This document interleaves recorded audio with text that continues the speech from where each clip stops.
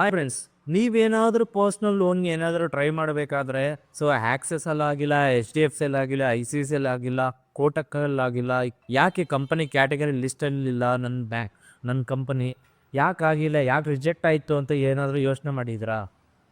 ಇದೆಲ್ಲ ಸೊಲ್ಯೂಷನ್ಗೆ H M B loans ಅಂತ ನನ್ನ ಕಂಪನಿ ಹೆಸರು, ನನ್ನ ಹೆಸರು ಖಾಸಿಮ್. ಪ್ರತಿಯೊಂದು ಬ್ಯಾಂಕ್ಸ್ ಮತ್ತು ಎಮ್ ಬಿ ಎಮ್ ಸಿಯಲ್ಲಿ ಏನೇನು ಲೂಪ್ ಹೋಲ್ಸ್ ಇದೆ, ಏನೇನು ಪಾಲಿಸಿ ಇದೆ, ಎಲ್ಲರೂ ಹೇಳ್ಕೊಡ್ತೀನಿ. ಪ್ರತಿಯೊಂದು ಬ್ಯಾಂಕ್ಸನ್ನು ಹೇಳ್ಕೊಡ್ತೀನಿ. ಟೋಟಲ್ 99 ಬ್ಯಾಂಕ್ಸಲ್ಲಿ ಟೈಅಪ್ ಇದೆ. ನಾವು ಪ್ರತಿಯೊಂದು ಬ್ಯಾಂಕ್ಸ್ ಮತ್ತು ಎನ್ ಬಿ ಎಫ್ ಸಿಯಲ್ಲಿ ಲೂಪ್ ಹೋಲ್ಸ್ ಇಡೀ ಮಾರ್ಕೆಟಲ್ಲಿ, ಇಡೀ ಇಂಡಸ್ಟ್ರಿಯಲ್ಲಿ ಯಾರೂ ಹೇಳ್ಕೊಟ್ಟಿಲ್ಲ. ನನ್ನ ಪ್ರತಿಯೊಂದು ಬ್ಯಾಂಕ್ನ ಅದರ ಲೂಪ್ ಹೋಲ್ಸ್ ಪಾಲಿಸಿ ಏನಿರುತ್ತೆ, ಯಾವ ರೀತಿ ಮಾಡಿದ್ರೆ ನಿಮಗೆ ಲೋನ್ ಸ್ಯಾಂಕ್ಷನ್ ಆಗುತ್ತೆ ಎಲ್ಲನೂ ಹೇಳ್ಕೊಡ್ತೀನಿ.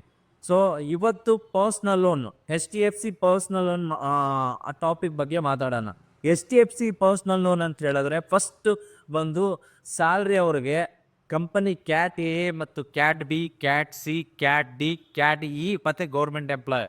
ಈ ಸ್ಯಾಲ್ರಿಯಲ್ಲಿ ಕ್ಯಾಟ್ ಎ ಇತ್ತು ಅಂತ ಹೇಳಿದ್ರೆ ಮಿನಿಮಮ್ 25,000 ಸ್ಯಾಲ್ರಿ ಇರಬೇಕು.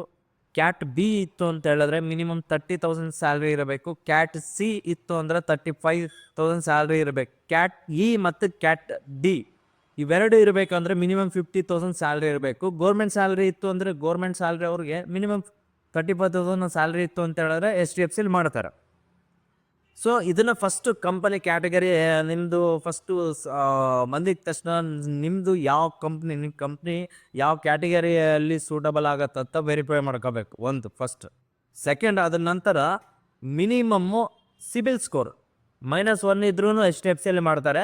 -1 ಅಥವಾ 700 ಸಿಬಿಲ್ ಸ್ಕೋರ್ ಇತ್ತು ಅಂದರೆ ಮಾಡ್ತಾರೆ. ಅದಕ್ಕಿಂತ 670, 680, 690 ಇತ್ತು ಅಂದರೆ ಮಾಡಲ್ಲ ಎಚ್ ಡಿ ಎಫ್ ಸಿಯಲ್ಲಿ.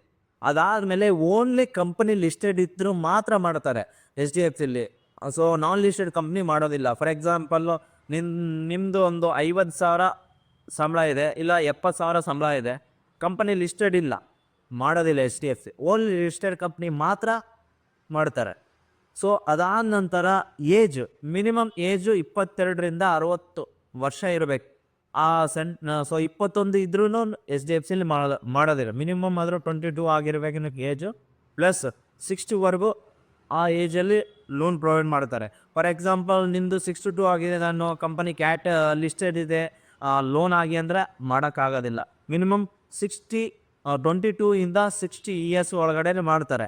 ಅದಾದ ನಂತರ ನಿಮಗೆ ಟೋಟಲ್ ಎಂಪ್ಲಾಯ್ಮೆಂಟ್ ಅಂತ ಕೇಳ್ತಾರೆ. ಟೋಟಲ್ ಎಂಪ್ಲಾಯ್ 1 ವರ್ಷ ಆದರೂ ಕಂಪ್ನಿಯಲ್ಲಿ ಹಳಬ ಆಗಿರಬೇಕು, ಕೆಲಸ ಮಾಡಿರ್ಬೇಕು. ಅದಾದ ನಂತರ 1 ವರ್ಷ ಆದ ನಂತರ ನಿಮಗೆ loan eligibility H D F ಸಿಲಿ ಮಾಡ್ತಾರೆ. 6 ಮಂತ್ಸ್ ಏನಾದರೂ ನೀವು ಫಾರ್ ಎಕ್ಸಾಂಪಲ್ ಫ್ರೆಷರ್ ಆಗಿ ಜಾಯ್ನ್ ಆಗಿದ್ದೀರಾ, 8 ಮಂತ್ಸ್ ಆಗಿದೆ. 8 ಮಂತ್ಸ್ ಆಗಿದೆ ಅಂತ ಹೇಳಿದ್ರೆ ಇಮಿಡಿಯೇಟಾಗಿ ನನಗೆ H D F C loan apply ಮಾಡಿದ್ರೆ ಸಿಗೋದಿಲ್ಲ. ಮಿನಿಮಮ್ ಆ ಕಂಪ್ನಿಯಲ್ಲಿ ಅಟ್ಲೀಸ್ಟ್ 1 ವರ್ಷ ಎಕ್ಸ್ಪೀರಿಯನ್ಸ್ ಆಗಿ ಬೇರೆ ಕಂಪ್ನಿ ಏನಾದರೂ ಜಾಯ್ನ್ ಆಗಿ ಅಟ್ಲೀಸ್ಟ್ 1 ಮಂತ್ ಸ್ಯಾಲ್ರಿ ಇದ್ರೂ ಮಾಡ್ತಾರೆ. ಮಿನಿಮಮ್ 1 ವರ್ಷ ಅವ್ರಿಗೆ ವೆಂಟೇಜ್ ಬೇಕಾಗುತ್ತೆ ಇದರಲ್ಲಿ ಎಂಪ್ಲಾಯ್ಮೆಂಟಲ್ಲಿ.